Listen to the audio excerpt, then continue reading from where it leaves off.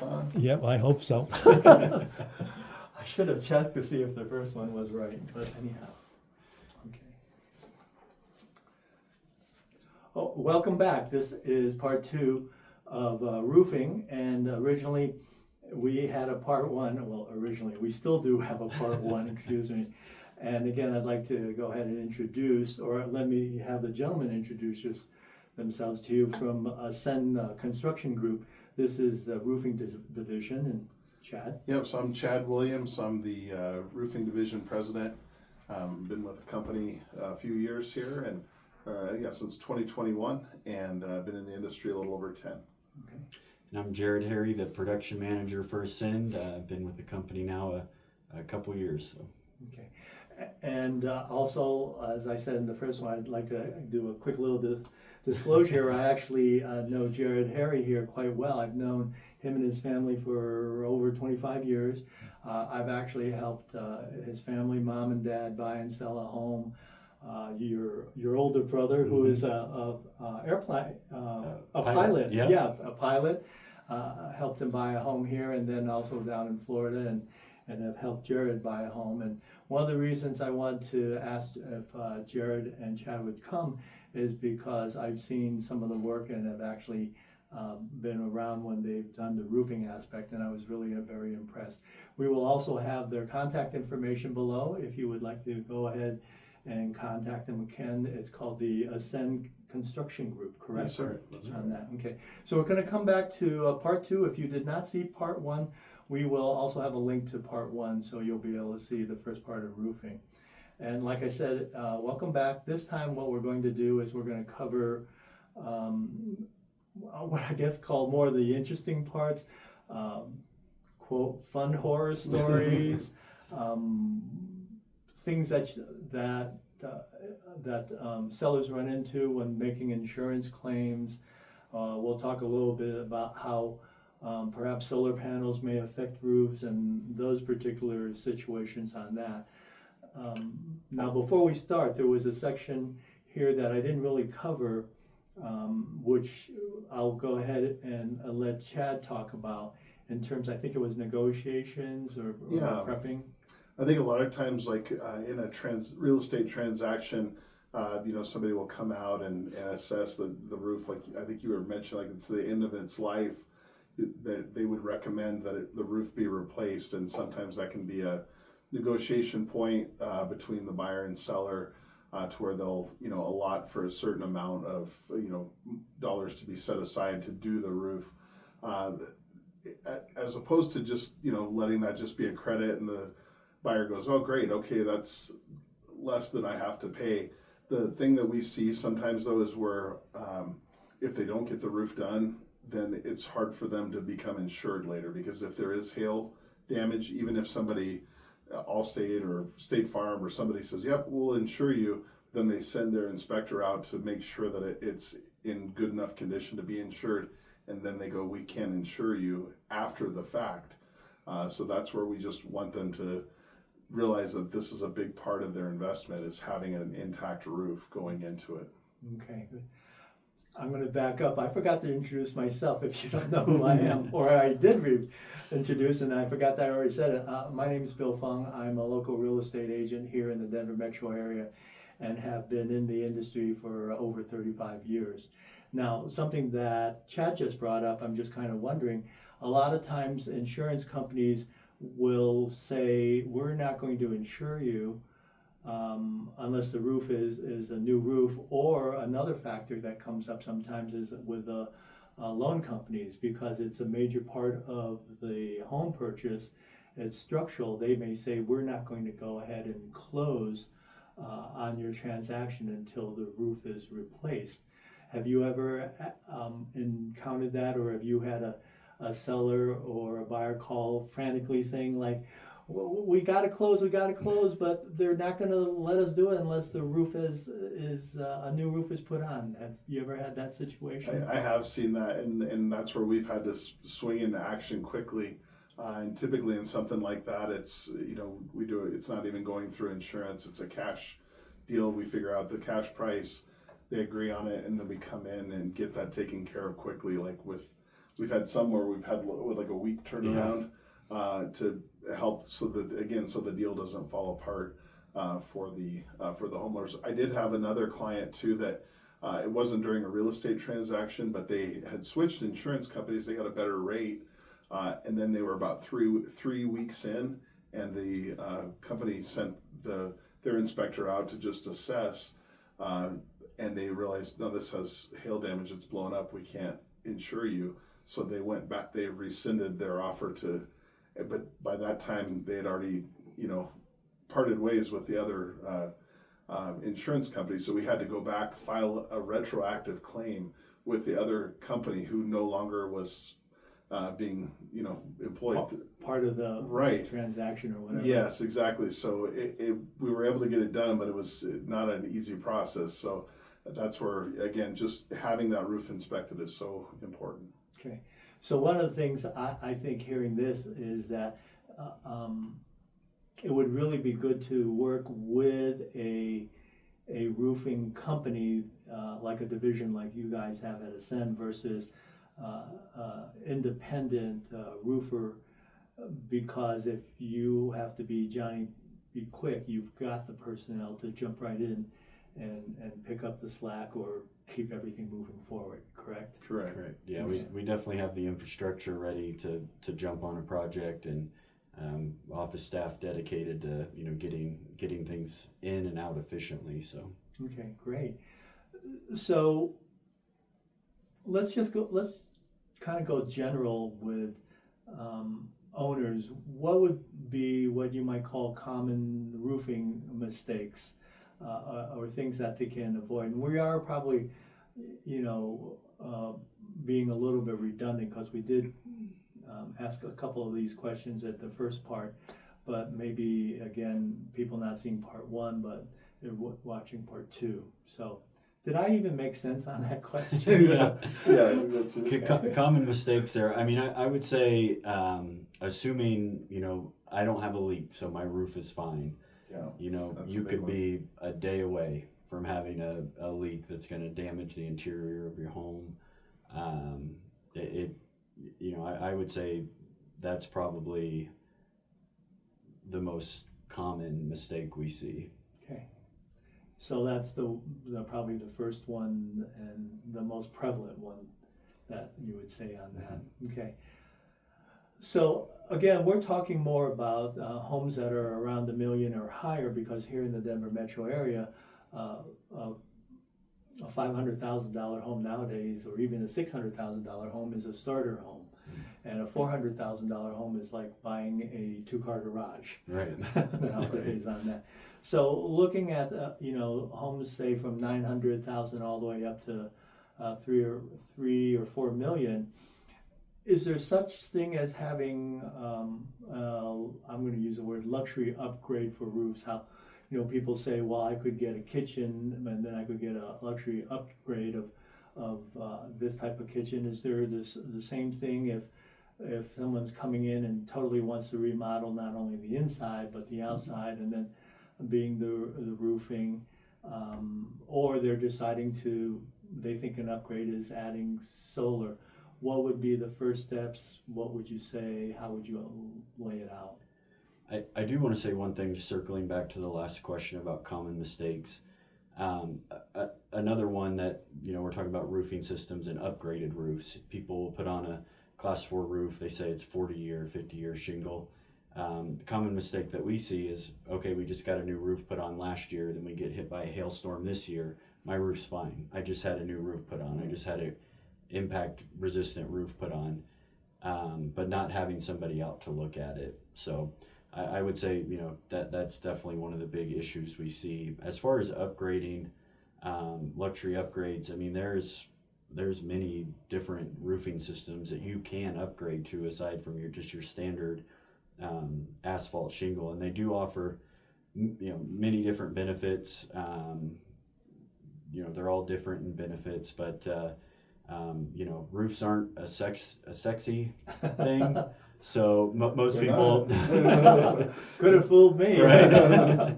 Most people don't, think of that as like, an upgrade like paint or or windows, but in all actuality, I mean the roof is such an important part of your home, and a lot of these options can boost your curb appeal. Absolutely. I think that, it's one of those things that you might not notice as much as like, oh, I love that color of that house, how it's painted. But when you see a roof or a home with a premium roof, right away though, you could say, boy, that looks nice. And you might not even know like, oh, I really love the roof, but you could just say that home looks high quality or high end there. So, Okay. but we can show you definitely a few of those different things and why some of them might look better than others. Okay, yeah, we will definitely get to that because, like I said, I know you bought some materials here to sort of show people, the differences in roofing material and how they may impact the roof and the look and the appearance of the home on that. So, what would be? Now I'm frozen. I can't think of that. Okay, let's roll back here just a little bit.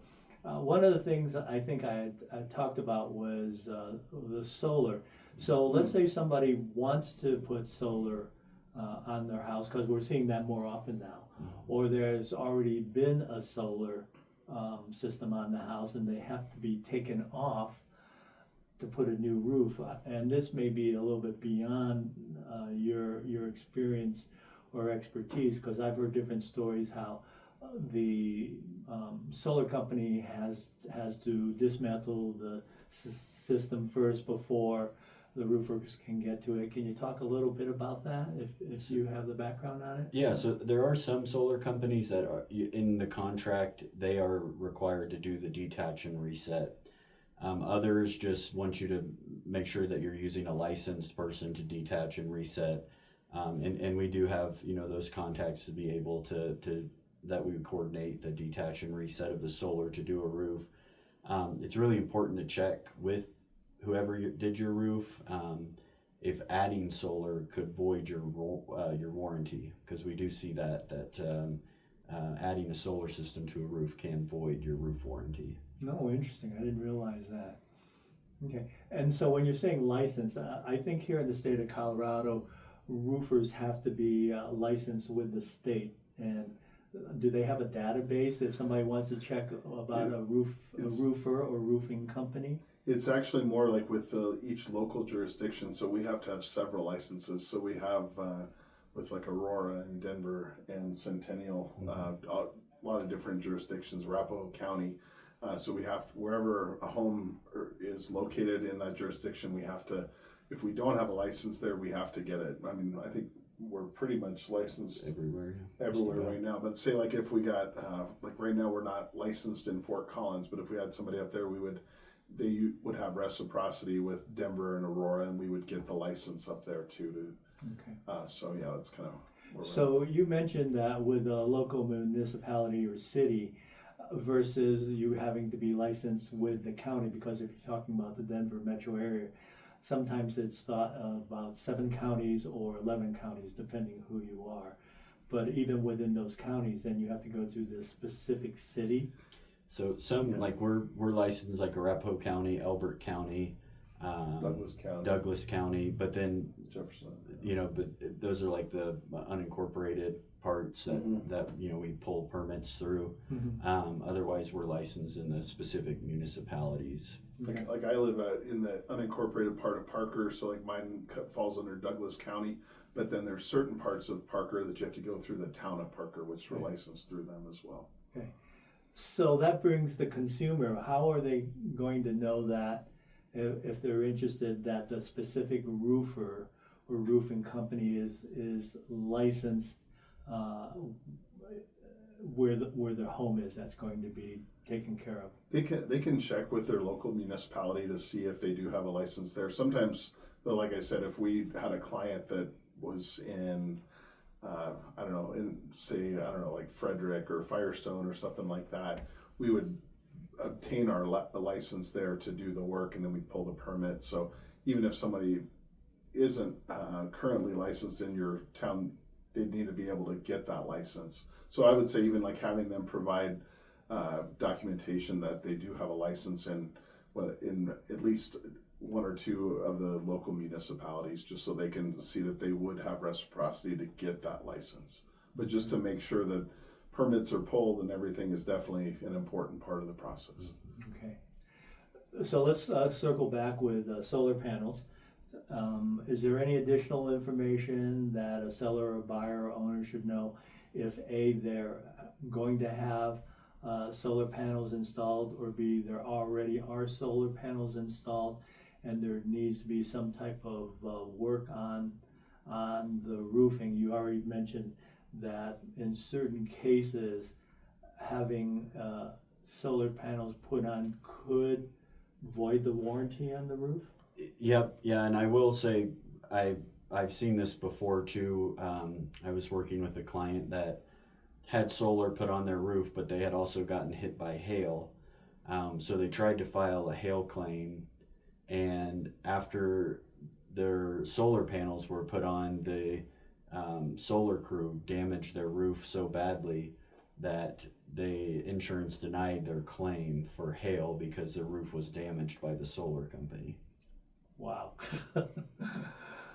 Well, okay, I'm not going down that rabbit hole on that one. So speaking about rabbits and things like we have like squirrels and things like that are a big problem with solar panels. Raccoons. So raccoons as well. So one of the biggest things that we recommend for everybody to do is, if they do have solar panels, to get what they call critter guard installed around there. And that's something that every solar company can do, but it's an upgrade, but it just helps keep varmints from getting in there and chewing through pipe boots and trying to nest in there and everything like that too. So wow, crazy.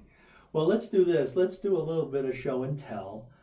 Talk about, because the latest thing that everybody is hearing is like, oh, get Impact 4 versus Impact 3, or get this type of roofing material versus this one.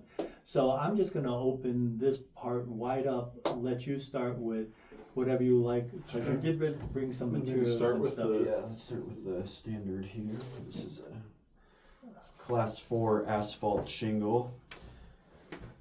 And really, like, just looking at it, there's, if we had just a standard class 3 shingle here as well, you wouldn't be able to tell the difference. There's no difference just looking at it. I think does this one have the thing on the back? No, it doesn't.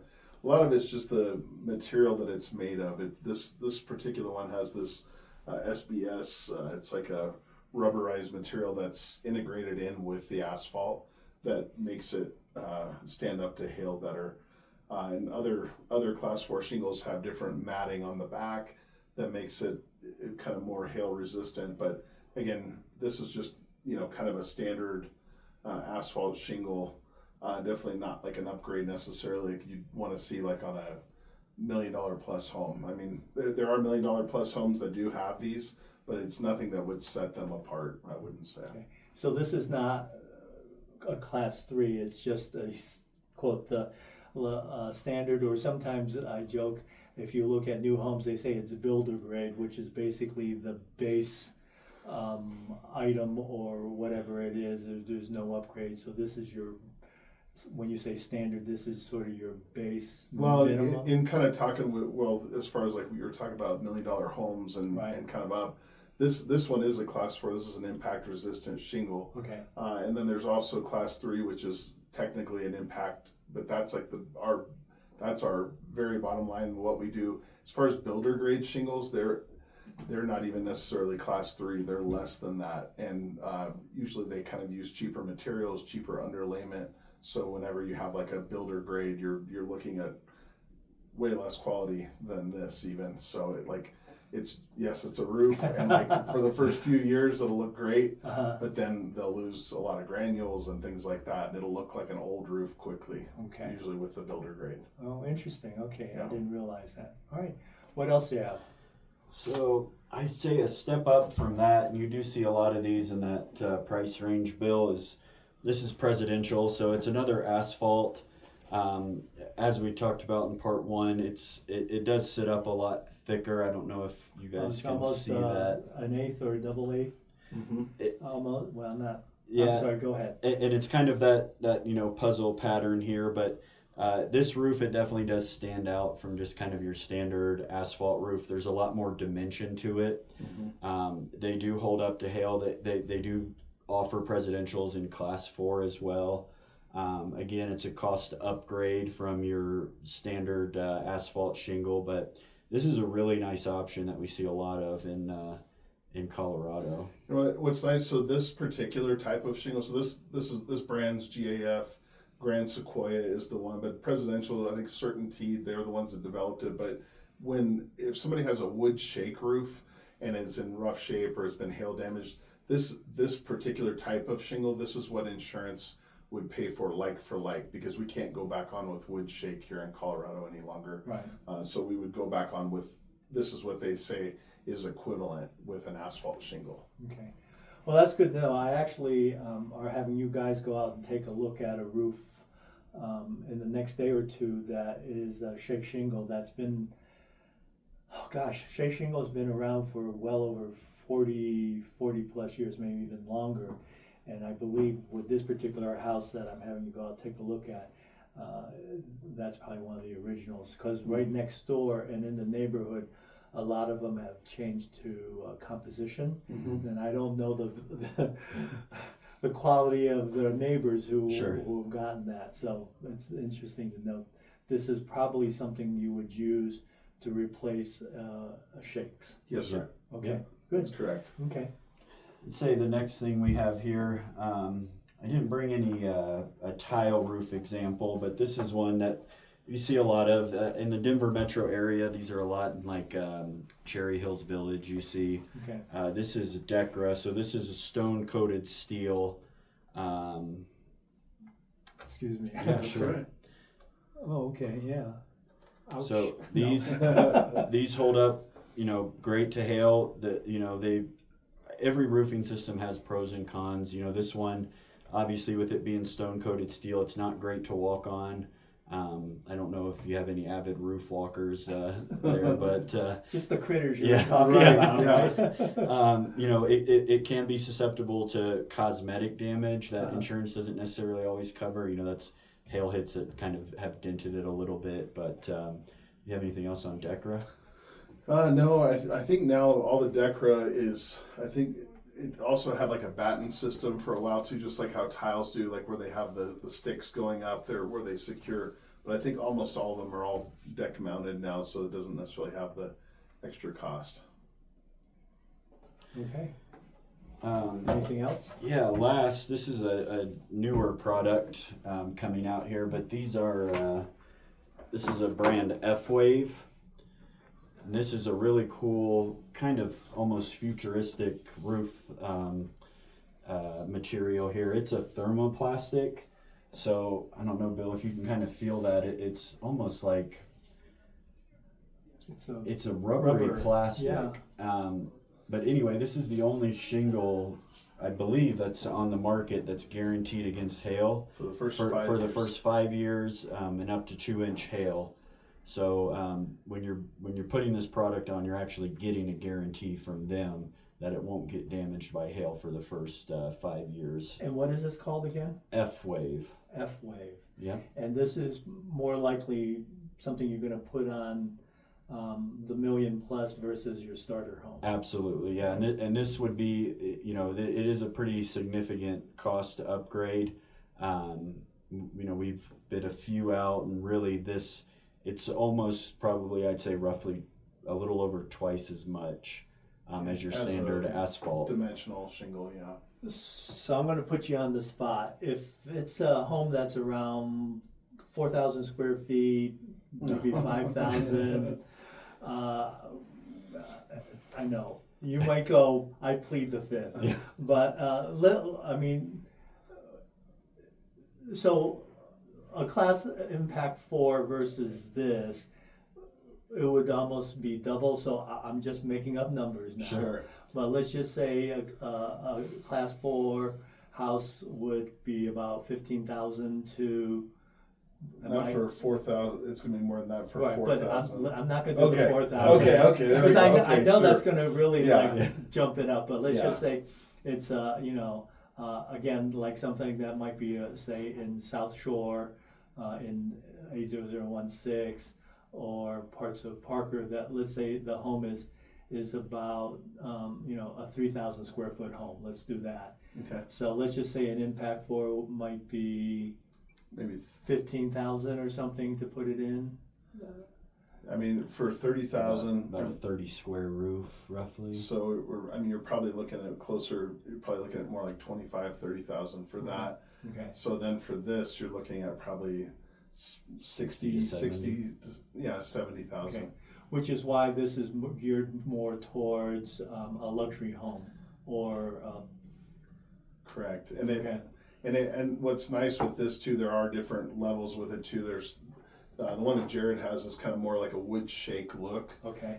They also have a tile one too that looks like slate. Okay. And then this one here is more. It's kind of looks like more of a premium scalloped shingle. Okay. But it's also still it has. You can see there's different colors and there's a lot of dimension to it. It has really pops. Okay. It has that curb appeal as well too for all these. So you would definitely want a company that's used to working with this material. Correct. And understands the pluses and minuses and whether or not you should even have it on your particular house. Correct, and the thing with this here, with the F-Wave, is you have to use a certain type of underlayment with it. Okay.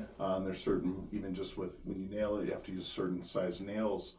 So you're right, you want to use someone that's familiar with the product and not just, well, we'll try it out and see if we can work it out for you. And I want to add something to that, Bill. One thing that's important for buyers and sellers, with insurance, once you make that upgrade, say you upgrade to a class 4 roof, insurance has to pay like for what's on there.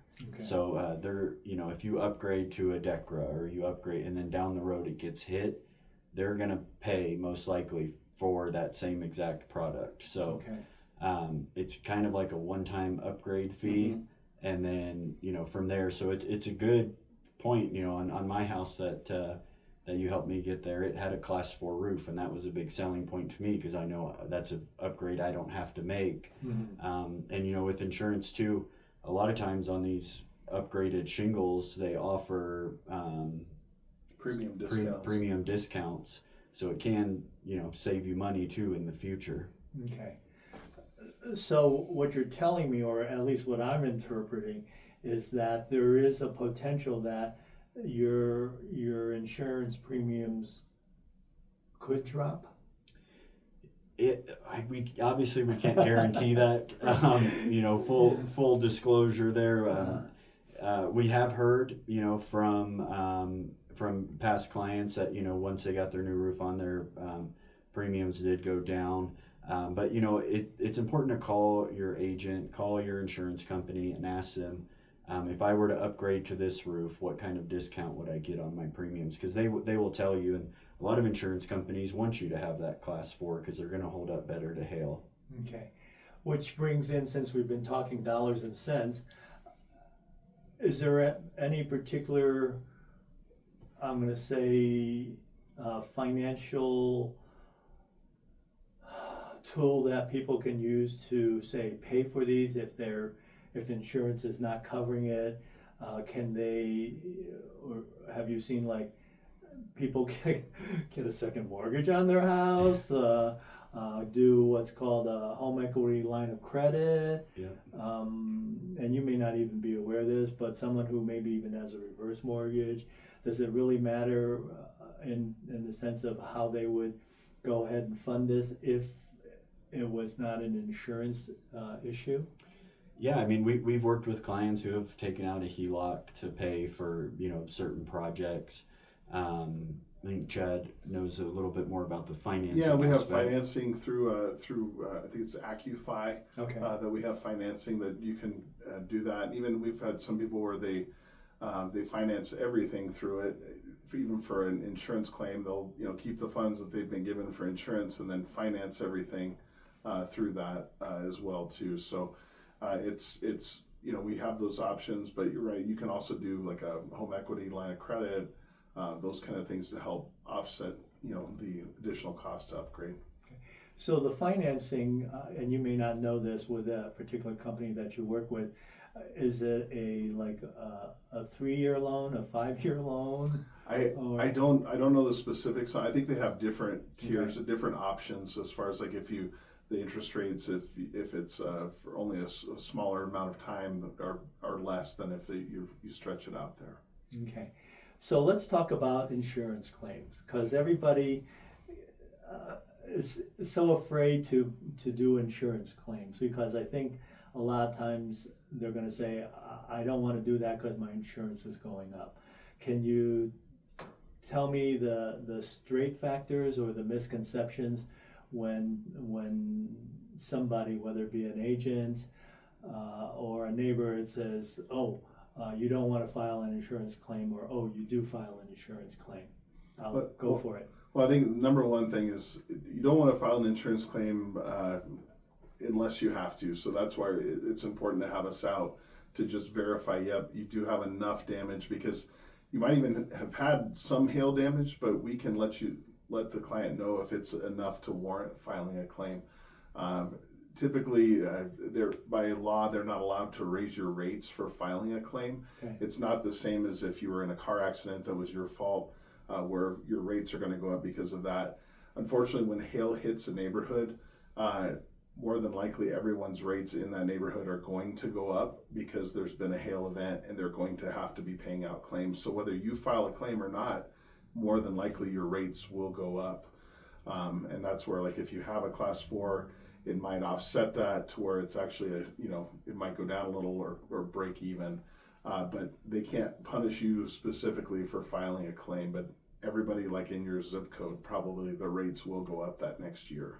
Okay, so then it does make sense that if you come out and you see that there is roof damage, that they should file a claim, because in that local area, like you said, in the zip code, if there's a quote 1,000 people or 1,000 homes in that zip code, and 50% of the people file claims, whether you file a claim or not, there's a good chance that Correct. your premium is going up. So you might as well take advantage of getting a new roof. Absolutely. Yeah, absolutely. And you have your insurance, you pay your premium, so you might as well use it. That's what it's there for. And typically, I know I've heard stories, a lot of people are afraid of surprise costs and stuff. I'd say one important thing to mention when you work with a company like us, your only out of pocket is your deductible, and then any non-insurance upgrades, like if you had class 3 and you wanted a class 4 roof put on. But really, when people look at it, you're responsible for your deductible when you file the claim. Otherwise, we're negotiating everything with the insurance company. Okay, good to know on that. So let's just say the insurance company says deny, deny, deny. Yeah. Is there any alternative route that the seller or homeowner can go, or can you step in and tell the insurance company, you're wrong, you should not deny this claim? Absolutely, yeah. We would not stop there. We would, even if we got the claim back and they'll say lost less than deductible or denied for some whatever reason, we're still going to go do our full inspection, and we're going to submit our supplement to insurance that includes all the damage that we see on the home, not just roof, but siding, paint, doors, windows, all of that. We're going to submit to that. If they come back again and deny it, we can request a re-inspection, get a different adjuster out there, and we'll meet them on site to kind of walk them through kind of the, I would say not the last option, but there's a public adjuster that's available that can go through the appraisal process, or and they're independent from us, but we can refer them to. We have a couple different public adjusters that are independent. They can assess it and say, no, we agree with you guys, there is damage, and then at that point they would employ them to help them either, whether it's just going through that public adjusting process or else going through insurance appraisal. To where they would be able to, the insurance company would then bring in an independent appraiser. The two of them would meet together and then decide on, is this damage enough to warrant insurance paying it out. And then, so there's a few different, options that they would have. Okay. Well, that's one thing I've never heard, is that there's such a thing called a public adjuster that meets with the insurance adjuster to discuss or battle it out. Yeah, again, like Okay. Chad said, they're separate from us, but really it's when we can get nowhere with insurance, the client, the homeowner would hire a public adjuster, and their public adjusters are there to kind of be the referee between insurance and contractors. So they're gonna kind of find the middle ground. And I didn't know this as well, but I had just learned the other day that in Colorado there's actually case law on it. They can public adjusters can argue causation. So if an insurance company comes out and they say that's wear and tear, but we're like, no, there's hail damage, you can see it. They can actually argue causation of damage. Interesting. Well, maybe we'll do another roundtable session on that one. That's a completely new one. I'd never heard of a public adjuster for to be on your side, meaning the homeowner side and stuff like that. So very interesting. Well, let's do this. I have a feeling we could go on and on. There's that. Well, for me because it's part of my industry, and for you because it's part of your industry.